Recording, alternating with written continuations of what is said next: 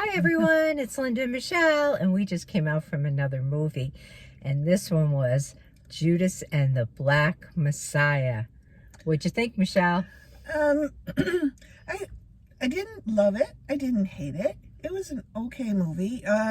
It was the story of the Black Panther movement in 1968 in Chicago, and again, a historical thing, what was going on in our country at that time. And it was just a little bit confusing for me. The switching back and forth of characters, it took me a while to catch on to the storyline. But it was the story of an FBI informant who infiltrated the Black Panthers and reported back what was going on, and ultimately how that played out in the end.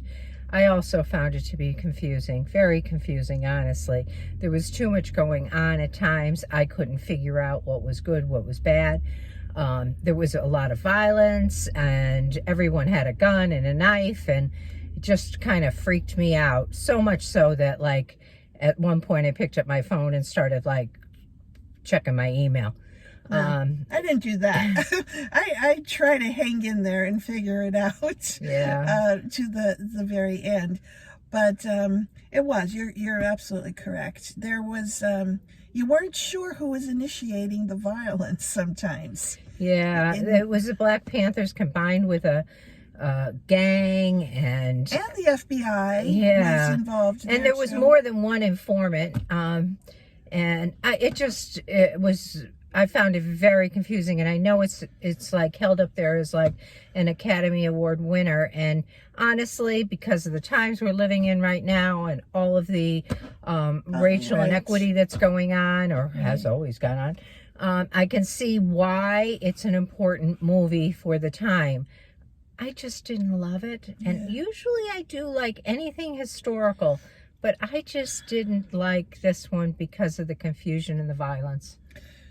Yeah, I wasn't a big fan. I didn't, like I said before, I didn't dislike it. Part of me feels kind of sad about the whole thing, because that was 1968, and here we are, 2021, and so much has not been resolved in, 50 some years.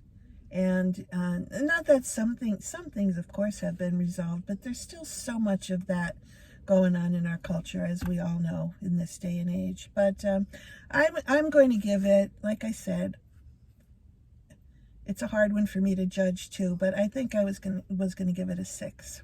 Okay, I'm not even going that far. I'm going to give it a 5.